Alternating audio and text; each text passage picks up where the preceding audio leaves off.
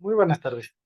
El día de hoy, la presentación que tendremos será acerca de las metodologías de corte cualitativo. Esta presentación viene vinculada con otras clases que se han tenido en torno a la elaboración del proyecto de investigación cualitativo y los procesos de investigación desde esta perspectiva metodológica. Vamos a comenzar con la presentación sin mayor preámbulo. Comparto la pantalla. Bueno, la idea es entonces discutir acerca de cómo proceder en una investigación de corte cualitativo. Vamos a hablar de las diversas metodologías cualitativas que se tienen de manera muy sintética, muy resumida. Muy bien, para empezar, ¿qué es la metodología? Dentro de un marco de investigación, en un proyecto de investigación, se tienen distintos niveles o fases de trabajo. Por ejemplo, se tiene en un primer momento la parte de la inquietud, el estado del arte que compone los antecedentes. Se tiene también el planteamiento del problema que tiene la finalidad de dimensionar la existencia de un problema de investigación y delimitar un objeto de estudio.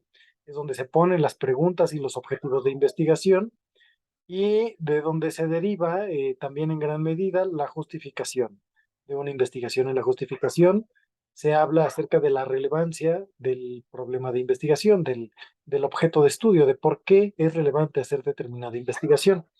Posteriormente, también se incluye en un proyecto de investigación el famoso marco teórico.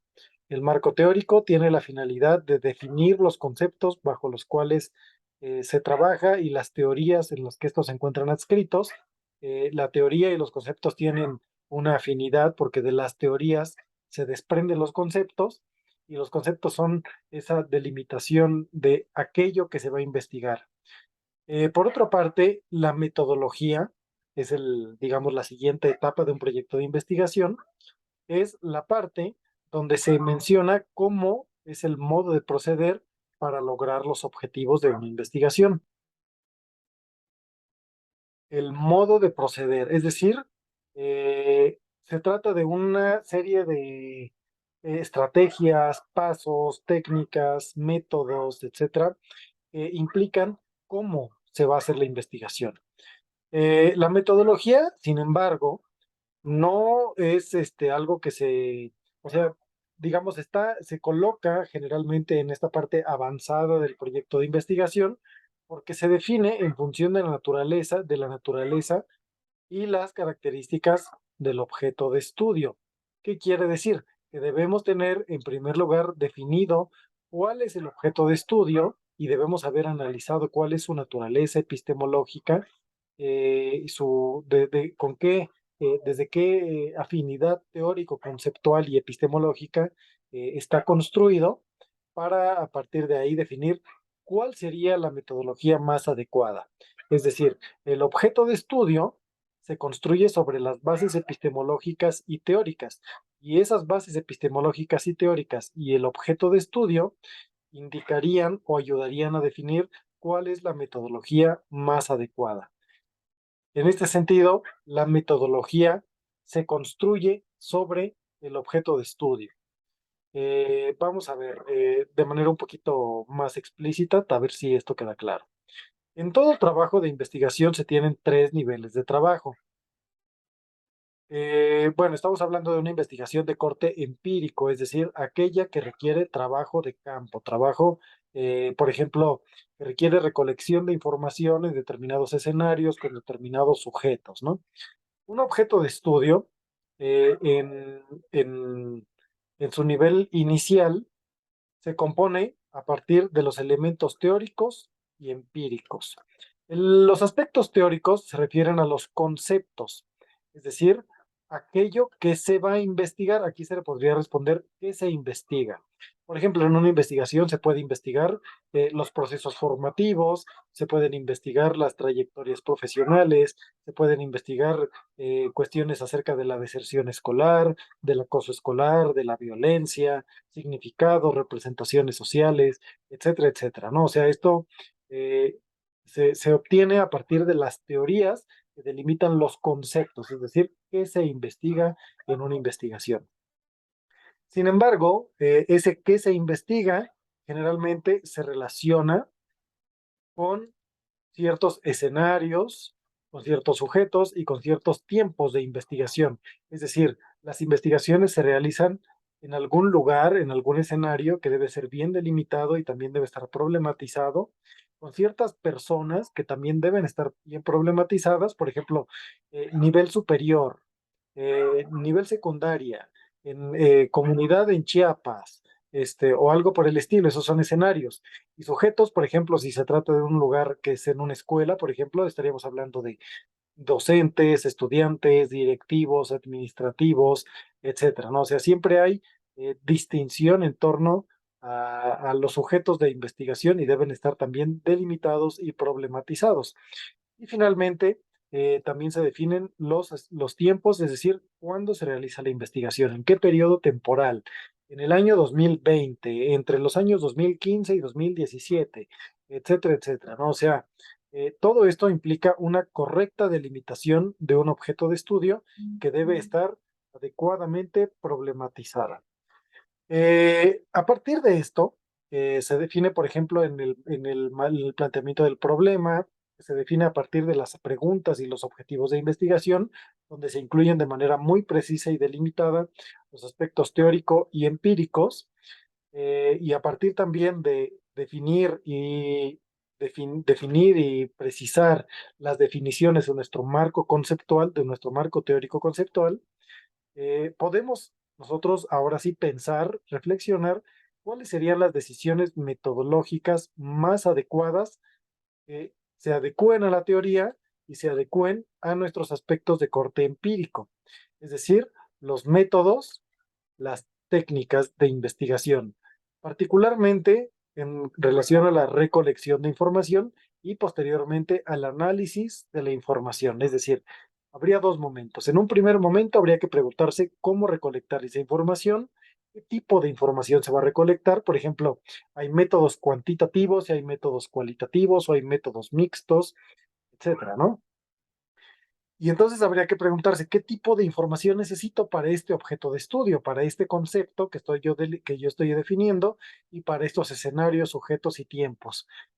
Probablemente en algunas investigaciones se requiere investigación cuantitativa, en otras se podrá requerir investigación de corte cualitativo. Eh, Así, se tendría que tener un conocimiento más o menos amplio, vasto y pues al menos de las distintas posibilidades que hay para trabajar metodológicamente en investigación en las ciencias sociales, porque hay muchas posibilidades. En cuanto a las técnicas particulares de recolección y análisis de información. Inicialmente nos centraremos particularmente en técnicas de recolección, porque posteriormente se trabajará también con las técnicas de investigación para el análisis de la información. Bueno, entonces, en resumen, la metodología, el marco metodológico o el nivel metodológico está vinculado con todos los otros, es decir, forma parte de un ciclo, porque todo forma parte del mismo objeto de estudio, pero podríamos decir a nivel, pues un poco llano, que la metodología es el nivel que se define al final, porque se define en función de lo construido en los aspectos teóricos y empíricos. Cuando nuestra investigación se adecúa a las características epistemológicas, teóricos y metodológicas de la investigación cualitativa, entonces podríamos pensar en posibilidades de investigación en métodos o metodologías cualitativas y en técnicas también de carácter cualitativo.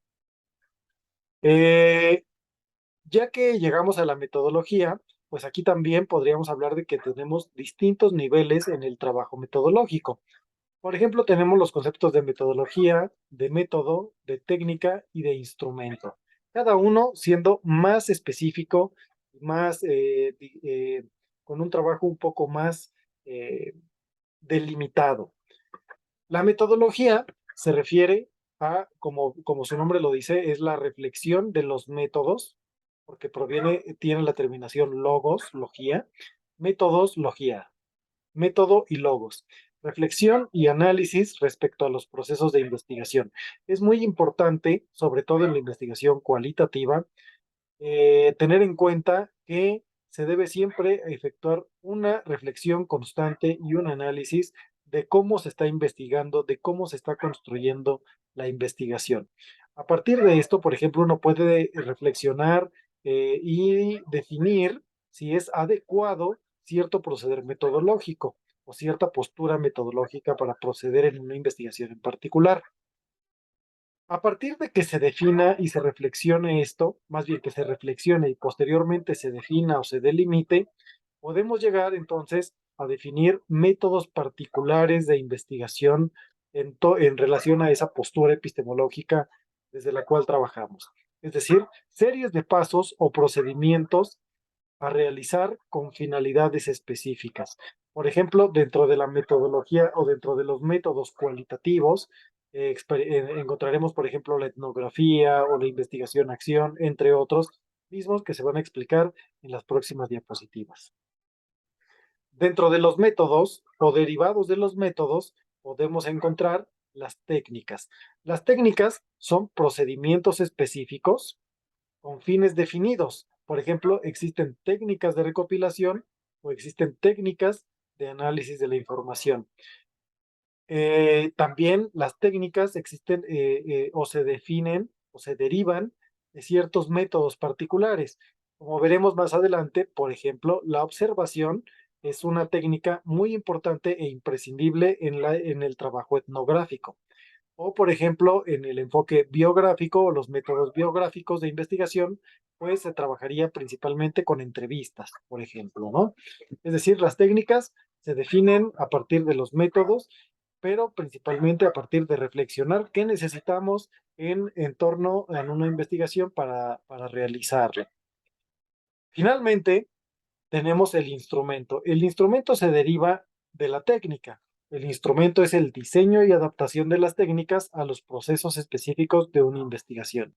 Por ejemplo, si hemos definido que vamos a utilizar entrevistas semiestructuradas en una investigación, el instrumento sería la, la guía de entrevista diseñada para esa investigación, es decir, la serie de preguntas que uno va a realizar con nuestros informantes, con las personas que nos proporcionan la información, para que se definan esas preguntas de manera muy específica y adecuada para esta investigación, es decir, el instrumento que yo diseñe, la guía de entrevista, sirve para mi investigación y no sirve prácticamente para ninguna otra investigación.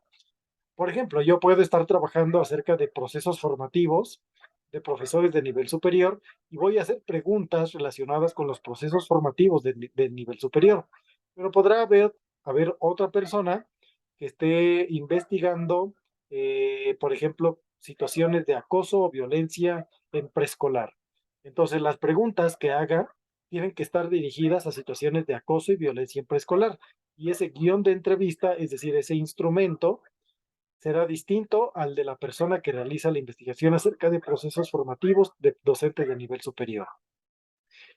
En ese sentido, ambas investigaciones utilizan la técnica de la entrevista semiestructurada, pero el instrumento que se utiliza es particular para cada una de ellas.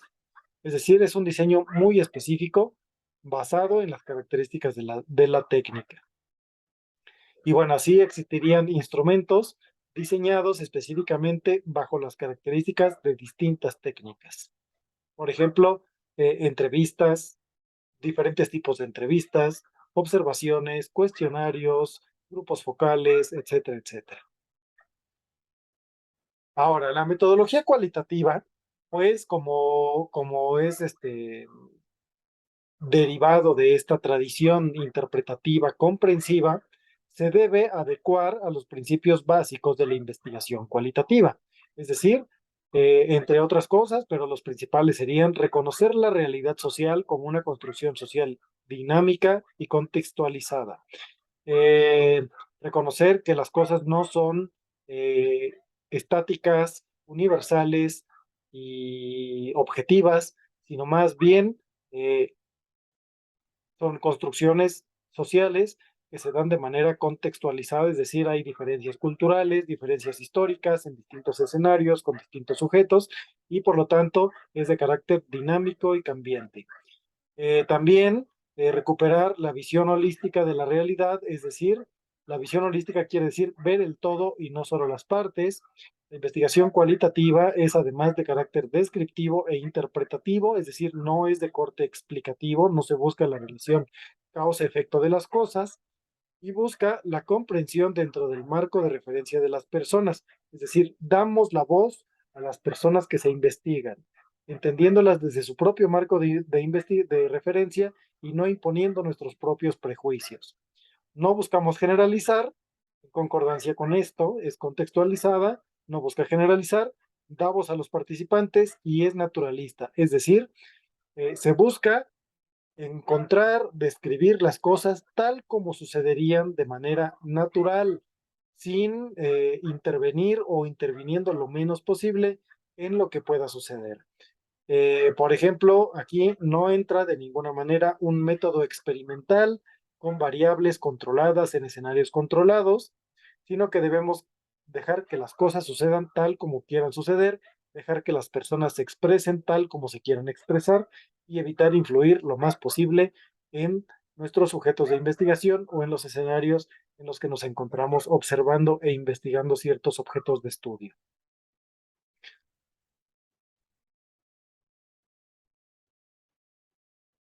Existen distintos métodos de corte de investigación, bueno, sí, distintos métodos de tipo cualitativo. Aquí se enuncian algunos de ellos, no son todos, pero quizás son de los más relevantes, como la hermenéutica, la etnografía, la teoría fundamentada, la investigación-acción y los métodos del enfoque biográfico. Vamos a ver de manera detallada de qué tratan cada uno de ellos.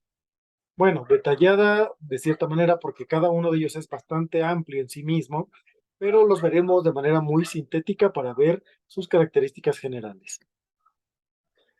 La hermenéutica se define como el arte de la interpretación.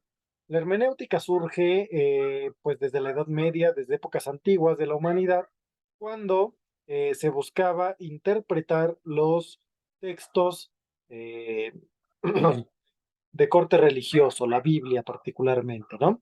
Por lo tanto, entonces la hermenéutica plantea las bases para los procesos interpretativos de carácter riguroso y sistemático. Inicialmente estaba enfocada en la interpretación de textos. Eh, en este sentido, la hermenéutica era esa metodología, ese método, esa serie de procedimientos sistemáticos, ordenados, reflexionados, que buscaban acceder a la verdad en el texto. En este sentido, se ponían en juego distintos aspectos del círculo hermenéutico, lo que se le denomina el círculo hermenéutico, es el texto en sí mismo, es decir, se recurre al texto en sí mismo para ver cuál es su significado, pero para poder entenderlo, debíamos entender también quién es el autor, cuál era el contexto en donde nació, vivió, creció ese autor y donde escribió ese texto, que puede ser algo, por ejemplo, una narración de lo que observa, de lo que vive, una narración de ficción, un texto que puede ser, por ejemplo, un poema, o que puede ser cualquier cosa, ¿no? Y por otra parte, también la perspectiva del lector, que no comparte necesariamente el mismo contexto del autor, sino que se puede desarrollar, crecer, vivir y tener un marco de referencia distinto, es decir, un contexto distinto al del autor. Por ejemplo, podríamos estar leyendo la Biblia, donde habla, por ejemplo, en los evangelios, habla de la vida de Jesús, y los evangelios se escriben a partir de determinado apóstol, ¿no?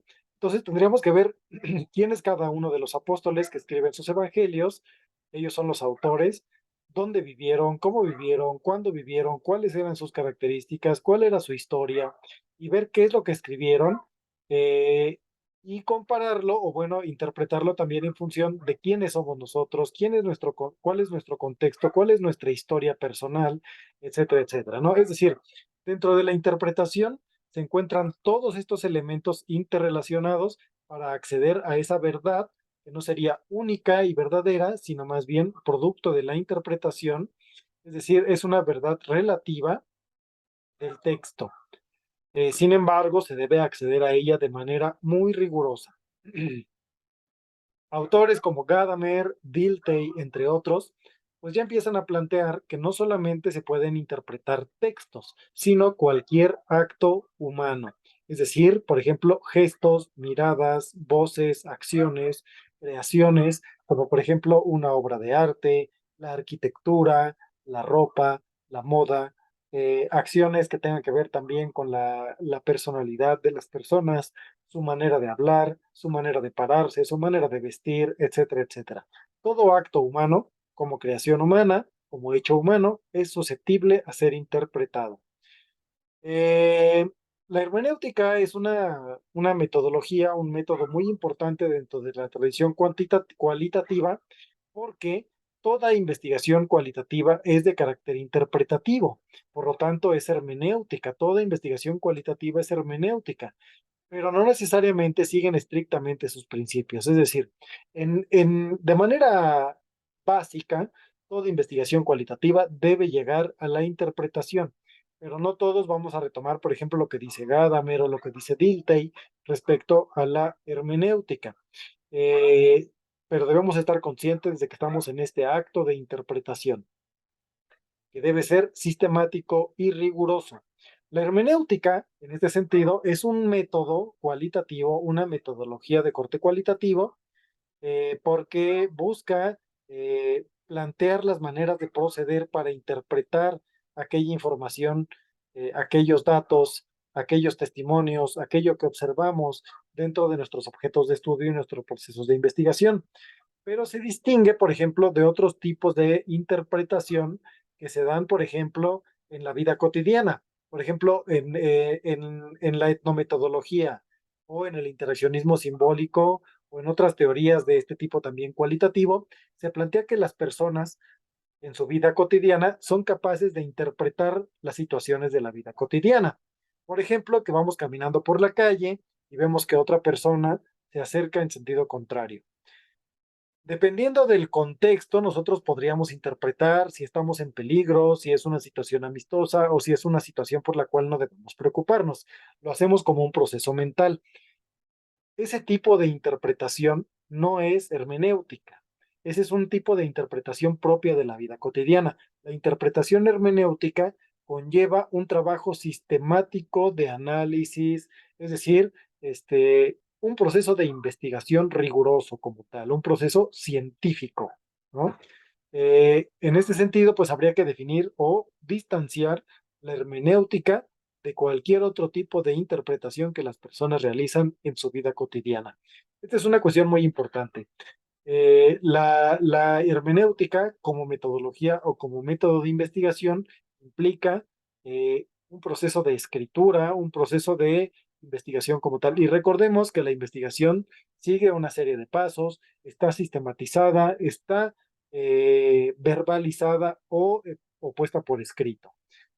Si no hacemos esto, simplemente hacemos procesos de interpretación dentro de la vida cotidiana, que se podrían parecer en cierto sentido a la hermenéutica, pero que siguen procesos que a veces son hasta casi inconscientes.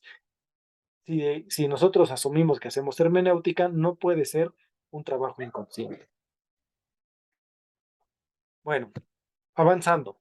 Otro tipo de método cualitativo es el de la etnografía. La etnografía tiene su origen en la antropología. Esto es un asunto que además, por ejemplo, la investigación cualitativa en general también tiene su origen en la antropología o se sustenta en gran medida en el método de la etnografía, que buscaba o busca de alguna forma, de manera muy genérica, describir e interpretar, nuevamente el asunto de la interpretación, lo que las personas de un sitio, contexto o estrato hacen habitualmente. Es decir, describir cómo funcionan, qué pasa en determinados lugares, en determinados escenarios, con determinadas personas que comparten cierta característica.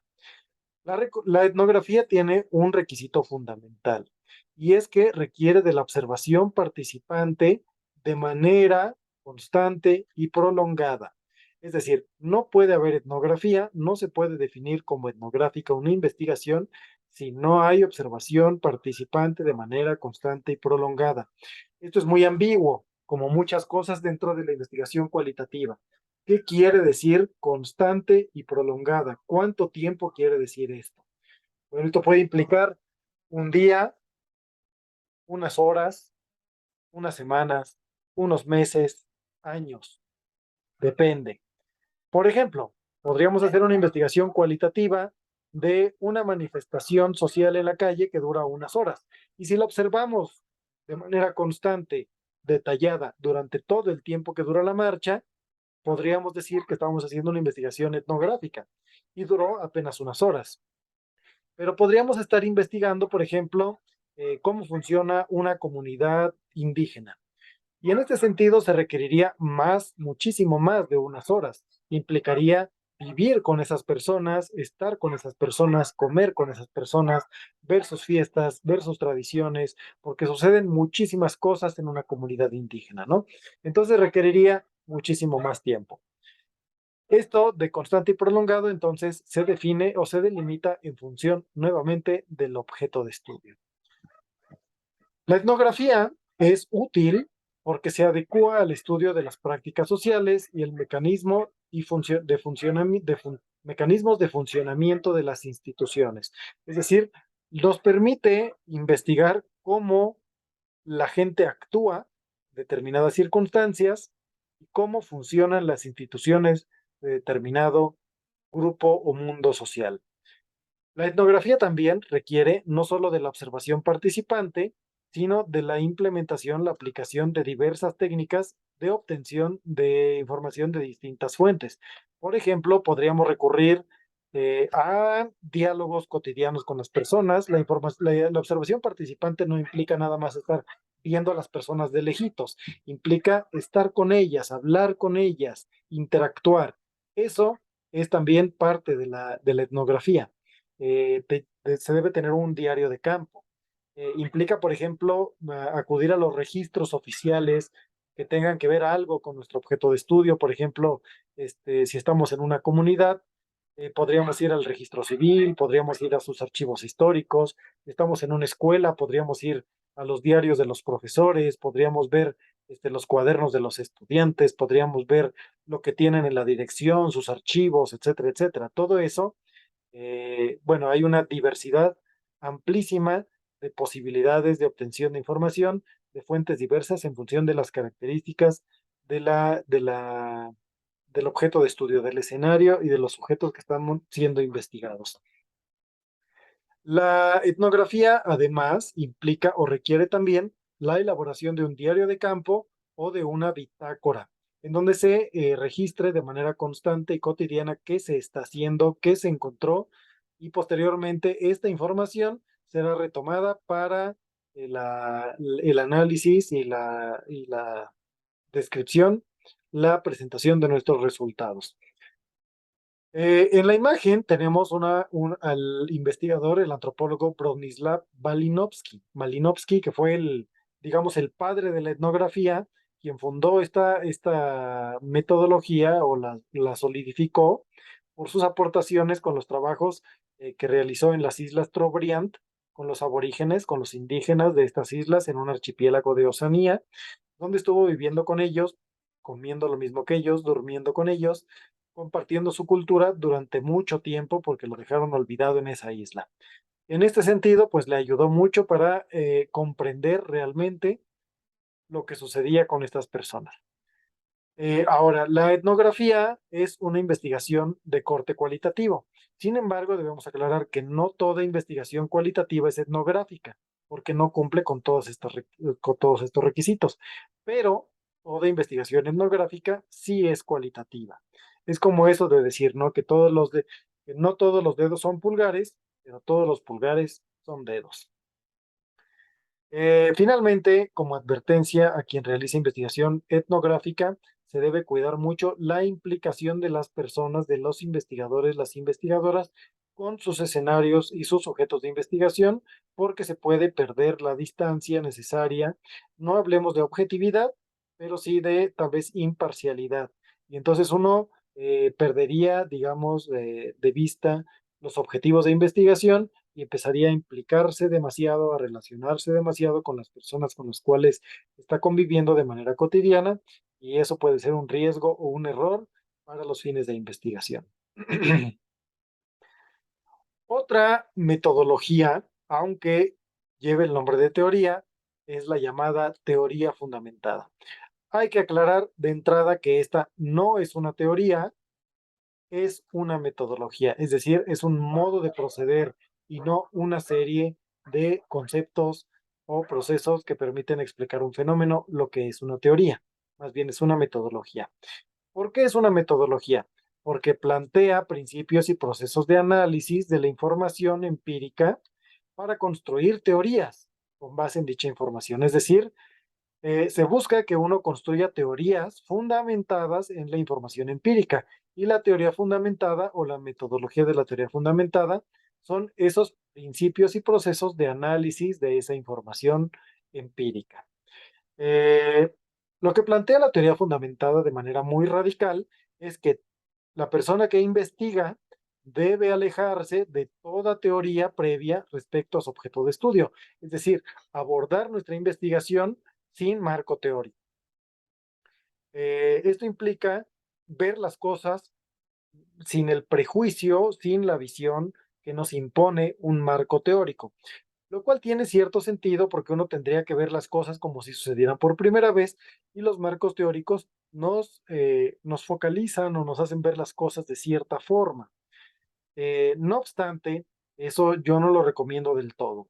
Es una teoría, es una metodología bastante radical en este sentido, y que sobre todo para personas que se inician en la investigación, que no tienen demasiada experiencia, puede ser algo bastante complejo.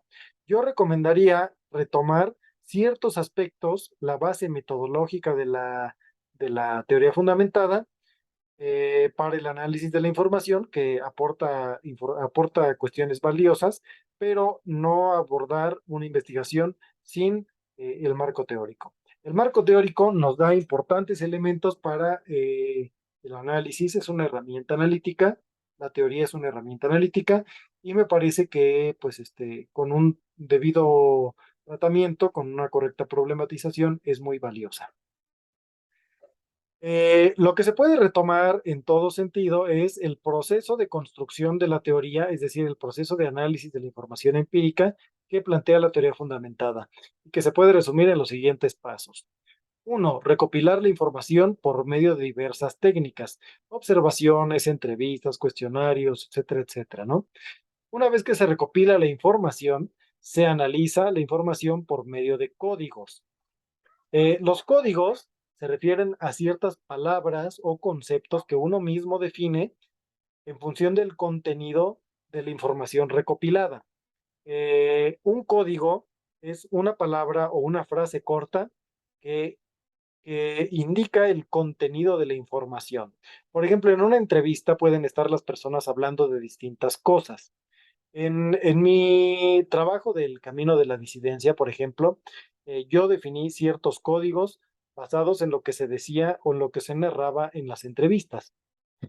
Por ejemplo, había un código acerca de la ideología, había otro código acerca de organización del colectivo, había otro código acerca de medios de información para enterarse de los asuntos políticos, etcétera, etcétera, ¿no? Entonces, distintos informantes, distintas personas que fueron entrevistadas hablaban de los mismos temas. Un código es una especie de tema. Y entonces, uno pone el código y subraya o selecciona el pasaje de la entrevista que habla o que se inscribe dentro de ese código. El código es un tema, digamos, ¿no? Es un análisis a partir de temas. Vamos encontrando ese tema en distintas entrevistas o en distintos momentos de la entrevista. Y hay temas o códigos que se relacionan entre sí. Por ejemplo, la ideología se relaciona con la postura política. Ideología puede ser un código y postura política puede ser otro código. Entonces, se organizan los códigos en categorías, es decir, se agrupan los códigos que tengan algo en común. Esto implica organizar organizar los códigos en categorías y relacionar y conectar los diversos códigos y las categorías. Por ejemplo, este código explica este otro código. Esta categoría, a su vez, se complementa con esta otra o se opone a la siguiente, etcétera, etcétera. O sea, se pueden hacer como una especie de mapas de relaciones a partir de flechitas, de componentes, de conectores, etcétera, como una especie de mapa mental que permita ver y conectar, ver conexiones y relaciones entre los distintos códigos y las categorías.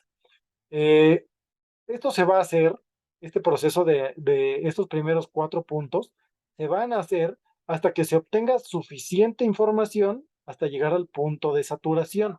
El punto de saturación es cuando se juzga que ya no se está obteniendo nada nuevo o diferente o relevante. Es decir, hemos llegado a un punto en que toda la información que obtenemos de nuestras fuentes es reiterativa o que ya nos ha dado lo suficiente. Y finalmente se detiene entonces la recopilación de información, ahí se detiene la recopilación de información, el análisis y la organización, y se empiezan a comparar los distintos aspectos de la etapa de análisis, los códigos, la información misma, las citas, las categorías, se comparan de manera constante hasta obtener conceptos. O sea, empezamos a hacer un análisis más sistemático para ver de qué se trata aquello que estamos investigando. Los códigos, que es el punto de partida, son, les decía, como temas que se pueden encontrar en distintas entrevistas. Y por ejemplo, respecto, digamos, a cuestiones de ideología, puede haber gente que diga, yo soy marxista, yo soy anarquista, yo soy apolítico.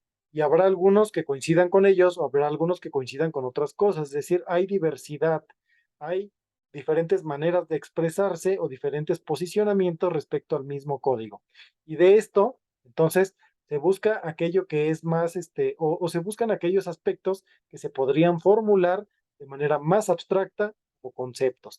Y a partir de ahí, entonces, se va postulando o se va generando esta teoría fundamentada en la información empírica, particularmente para cada caso de investigación. El proceso de análisis entonces de la teoría fundamentada es muy valioso porque la codificación, la categorización suelen ser procesos de análisis de la información muy importantes en todo proceso cualitativo. Sin embargo, sí sería pertinente aclarar que no es necesario partir de cero teorías o empezar una investigación sin tener referentes teóricos. Podemos recuperar estos procesos analíticos de la teoría fundamentada, pero no de una manera tan radical en la que digamos yo abandono por completo la teoría. Eso, desde mi punto de vista, no es muy recomendable, al menos no para investigadores nobles. Bueno, la teoría fundamentada, como les mencionaba, fundamenta o se relaciona con el análisis cualitativa porque aporta bases fundamentales para el análisis de toda información cualitativa, como por ejemplo la codificación, la categorización y la comparación y establecimiento de conexiones, que era lo que se mencionaba hace ratito, ¿no? Esta teoría, por ejemplo, es la base sobre la cual se diseñó el principal software de análisis cualitativo, que se llama Atlas TI. Aquí tenemos algunas capturas de pantalla de Atlas TI, donde podemos ver, por ejemplo, aquí en la parte de abajo, en este caso, por ejemplo, en la pantalla de la izquierda, es una pantalla dividida en dos. En la pantalla de la izquierda se ponen las transcripciones de las entrevistas. Aquí, por ejemplo, aparecen, podría hablarse de distintas entrevistas. Y en la parte de la derecha, acá, los distintos códigos. Es como subrayar y asignarle un código. Subrayar y asignarle un código, ¿no? Luego los códigos se pueden ordenar en redes como esta de aquí arriba, donde vemos, por ejemplo, que los distintos códigos se agrupan en categorías, se conectan entre sí, establecen relaciones entre ellos. Esto es un trabajo de análisis arduo, pero que la metodología de la teoría fundamentada nos puede dar elementos importantes para ello. Evidentemente, pues requiere un estudio, requiere un análisis más profundo, no solo en la teoría fundamentada, sino en todas las que se han mencionado hasta el momento, para poder entender de qué se tratan. Pasamos a la siguiente. La investigación-acción participativa. La investigación-acción participativa está asociada con el marco de la investigación-acción, es decir, una investigación que se acompaña de la acción, es decir, de la intervención. Como toda investigación, busca generar conocimiento. Ese es el principal fundamento o el principal principio, el principal elemento, el principal objetivo de toda investigación. Pero no solo es investigación-acción. Por lo tanto, tiene varios apellidos. Investigación, generar conocimiento crítico que se acompaña por la acción transformadora. La investigación-acción, entonces, es una manera intencional de otorgar poder a la gente para que pueda asumir acciones eficaces hacia el mejoramiento de sus condiciones de vida. La investigación-acción tiene sus orígenes o se fundamenta mucho en la teoría crítica en la Escuela de Frankfurt, y básicamente es una metodología que propone en autores como Eliot, Stenhouse y algunos otros. Y bueno, tiene tres grandes finalidades. Una es la investigación, es decir, hacer crecer la teoría y la metodología, lo que quiere decir producir conocimiento. Pero también viene acompañada de la acción, es decir, la resolución de problemas específicos y contextualizados. Y por otro lado, también aporta a la formación o al perfeccionamiento de quien hace la investigación porque permite el desarrollo de sus destrezas. La investigación-acción permite un abordaje plurimetodológico, es decir, se puede hacer a partir de distintas técnicas, como la etnografía, por ejemplo, permite retomar información de distintas fuentes de muy distintas características. En este caso, por ejemplo, incluso se podrían retomar cuestionarios, métodos de corte cuantitativo, como rúbricas, o listas de cotejo, muchas otras cosas, es decir, un abordaje plurimetodológico para la obtención de la información desde distintas fuentes y a partir de distintas técnicas. La idea es no cómo se obtiene la información, sino más bien qué se hace con ella. La investigación-acción implica un posicionamiento crítico ante la realidad, es decir, buscar cuestiones o generar conocimiento de carácter crítico, donde se analicen las condiciones de opresión, de violencia, de limitación a la libertad, y buscar generar a partir de la acción de los investigadores y de las personas involucradas en determinado contexto, que las personas se hagan conscientes de ello y participen activamente en la transformación de su realidad.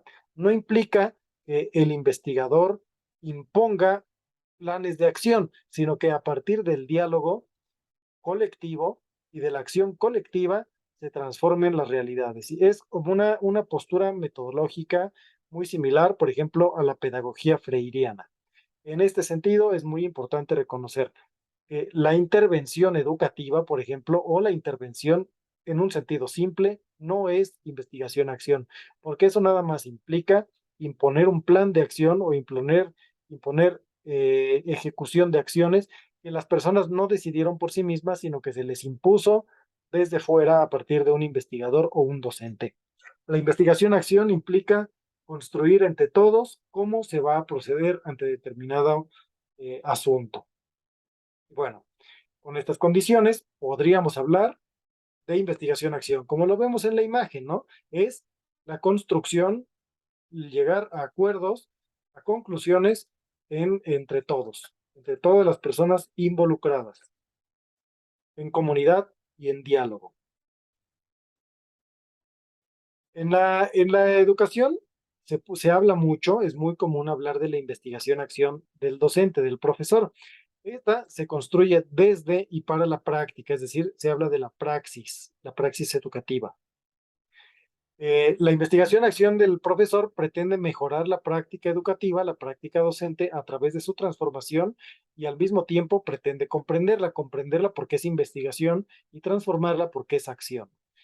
Demanda la participación de los sujetos, es decir, exige una actuación grupal.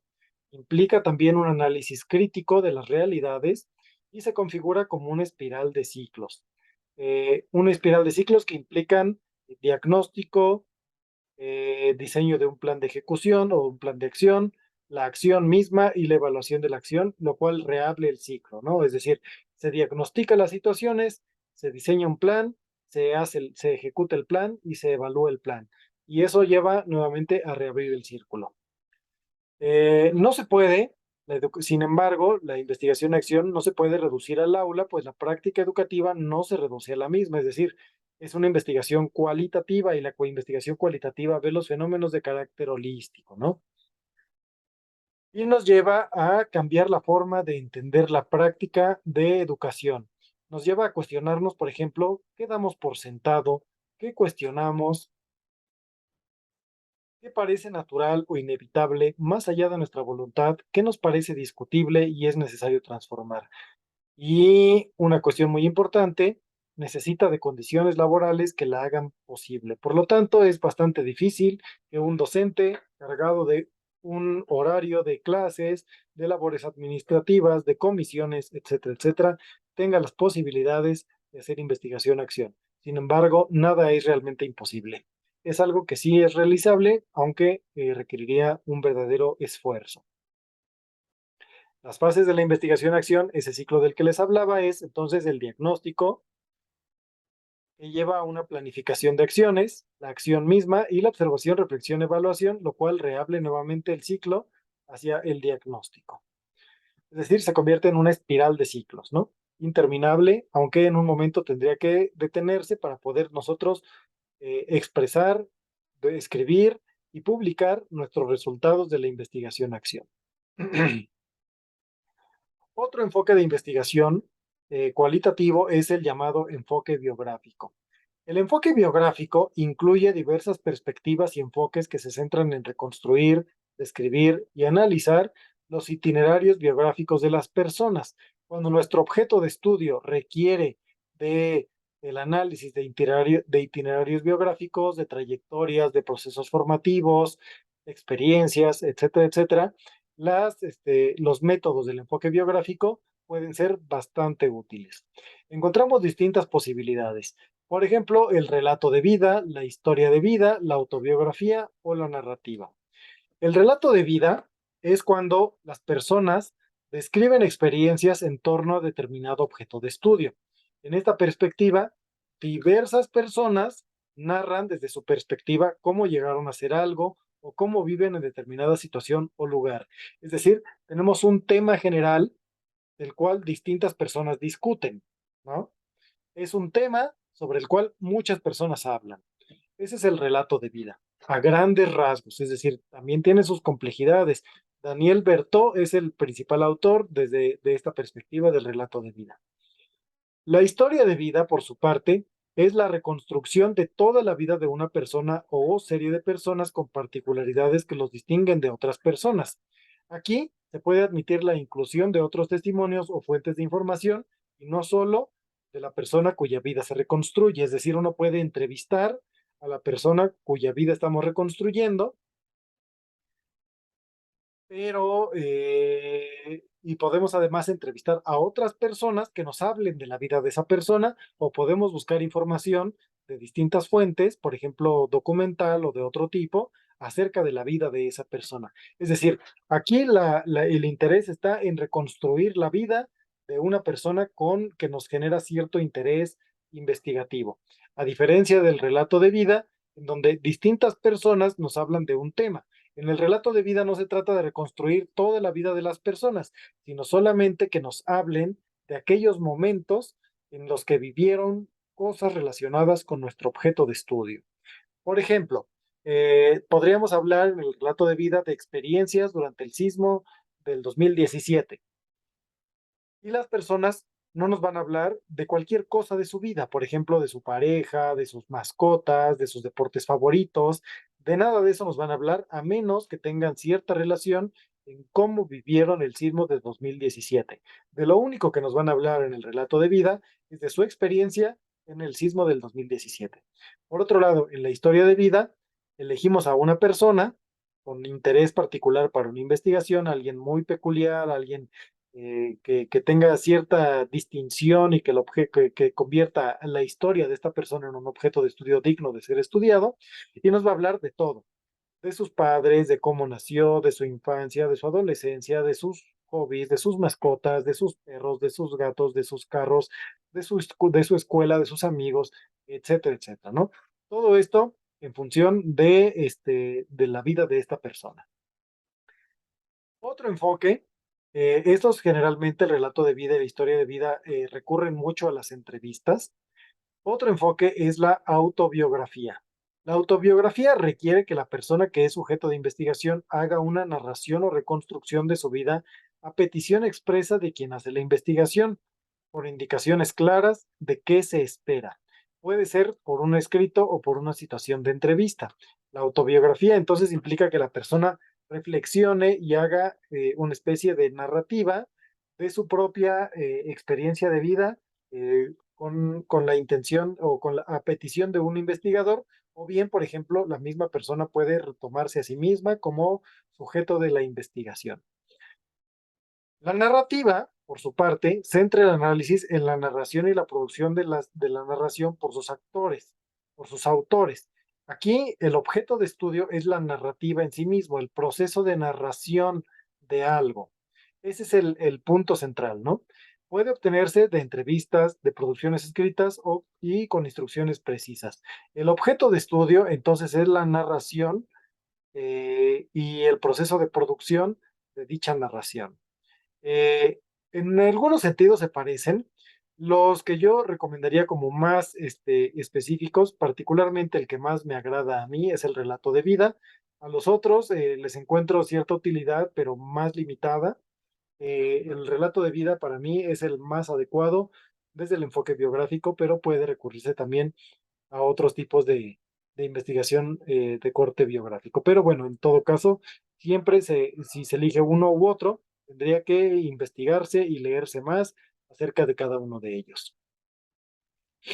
Finalmente, abordaremos de manera muy breve algunas técnicas de corte cualitativo, particularmente las dos grandes técnicas o los dos grandes enfoques bueno, las dos grandes técnicas de la investigación cualitativa, de la cual se derivan varias más específicas, la observación y la entrevista. La observación consiste o es el acto de notar un fenómeno y registrarlo de manera sistemática. Es decir, es una técnica que requiere que nosotros estemos presentes ante un fenómeno y lo registremos de manera sistemática. Muy importante es mencionar que la observación requiere de todos los sentidos y no solamente de la vista. Muy ingenuamente uno llega a pensar que la observación es solamente ver las cosas con nuestros ojos. Sin embargo, tampoco se descarta la interacción directa con los sujetos observados, es decir, establecer diálogo con esas personas, escuchar lo que esas personas están diciendo, tocar, sentir, oler, probar. Realmente están involucrados todos los sentidos en el acto de observación. Es decir, uno observa, uno escucha, uno siente, uno toca, uno huele, e incluso en algunas ocasiones uno puede probar con su gusto, ¿no? En la investigación cualitativa, se mencionan, algunos autores lo consideran de esa manera, que toda observación es observación participante. Sin embargo, lo que cambia es el rol del investigador. ¿Por qué se dice que toda investigación, que toda observación es observación participante? Porque la persona que hace la investigación está involucrada en la investigación. Y por ejemplo, si ponemos a distintas personas a observar algo, van a observarlo de manera distinta, aunque estén observando lo mismo. Supongamos que, por ejemplo, ponemos a una serie de personas a observar lo que sucede en un parque, en un estadio de fútbol, en un evento, en una clase, por ejemplo, o en cualquier lugar. A pesar de todos estar en el mismo lugar y todos tener la indicación de observar lo que ahí sucede, distintas personas van a fijarse en distintas cosas. Le van a poner más énfasis a ciertas cosas y menos énfasis a otras. Esto es porque cada persona tiene su propia predisposición hacia la observación. Así, se convierten en participantes porque desde su propia subjetividad están decidiendo qué ver y qué no ver, aunque no sean conscientes de ello. Por eso, participan en la observación y es observación participante. Lo que cambia es el rol. Se menciona, por ejemplo, que hay un observador completo, que es una persona que está distanciada de los sujetos, es decir, incluso puede estar, por ejemplo, viéndolos a partir de una videograbación desde lejos, sin interactuar realmente con las otras personas. Esa es una persona que observa de manera completa. El siguiente nivel es el del observador como participante, una persona que todavía se categoriza o se encuentra catalogada como un observador, pero que empieza a interactuar con las otras personas. Podría ser, por ejemplo, si una persona ajena a ese mismo lugar, a ese mismo escenario, llega, se pone a observar, pero se pone a interactuar. Esa persona no es un nativo, no es una persona habituada a lo que ahí sucede. Es un observador, una persona ajena, pero empieza a interactuar. Otro rol, el siguiente en cuanto a implicación, es el del participante como observador. Es decir, por ejemplo, ustedes como estudiantes del colegio de pedagogía o un profesor o una persona que este, esté ante el mismo escenario, se pone a observar lo mismo de lo que forma parte. Por ejemplo, que un profesor observe su propia clase, o que un estudiante observe su propia clase, o que una persona que habita cierta comunidad observe en su propia comunidad. Entonces el rol cambia de participante que hace observación, participante como observador. O bien, el participante completo cuando es una persona que se observa incluso, por ejemplo, a sí misma, ¿no? Un docente que se hace una observación de su propia clase, un participante completo. Es decir, siempre se habla de observación participante, pero puede cambiar el rol de la persona que observa. Y bueno, existen distintos tipos de observación. Eso ya lo veremos en la siguiente presentación, que tiene que ver con técnicas más de carácter más específico. Por otro lado, tenemos la entrevista. La entrevista es una conversación con estructura y propósito. No es una conversación cotidiana, es una estructura, una conversación para responder a las finalidades de una investigación que busca entender el mundo desde la perspectiva del entrevistado, desmenuzar los significados de sus experiencias. Es decir, en la entrevista, quien hace la entrevista, el entrevistador o la entrevistadora debe asumir un papel lo menos protagónico posible. Buscar que la otra persona nos hable de su realidad, de cómo entiende el mundo, de cómo ha vivido las cosas que a nosotros nos interesan en determinada investigación. Diversos autores, bueno, implica esta relación cara a cara, que actualmente puede ser virtual también, por ejemplo, se puede hablar de entrevistas en una plataforma como Zoom o como Google Meet, con una videollamada, etcétera, pero que implica la oralidad en tiempo real, ¿no? Eso sí es bien importante. Se debe establecer en tiempo real de manera sincrónica y debe implicar la oralidad.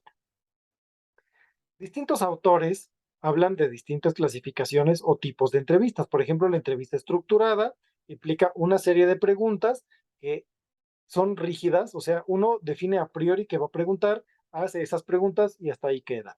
La semiestructurada implica una serie o una guía de preguntas de las cuales además se pueden derivar nuevas preguntas. Esta yo recomendaría tal vez como la entrevista más adecuada para aquellas personas que inician en una investigación y que no se quieren perder de información valiosa. La entrevista semiestructurada permite entonces tener una guía precisa de entrevistas o de preguntas o de temas a tratar, pero tomando en cuenta que este, se pueden hacer más preguntas que no estaban planteadas inicialmente en la guía. La entrevista no estructurada requiere un poquito más de experiencia por parte de quien la realiza, porque requiere una preparación en torno al tema general que se va a tratar y pues hacerla como una especie eh,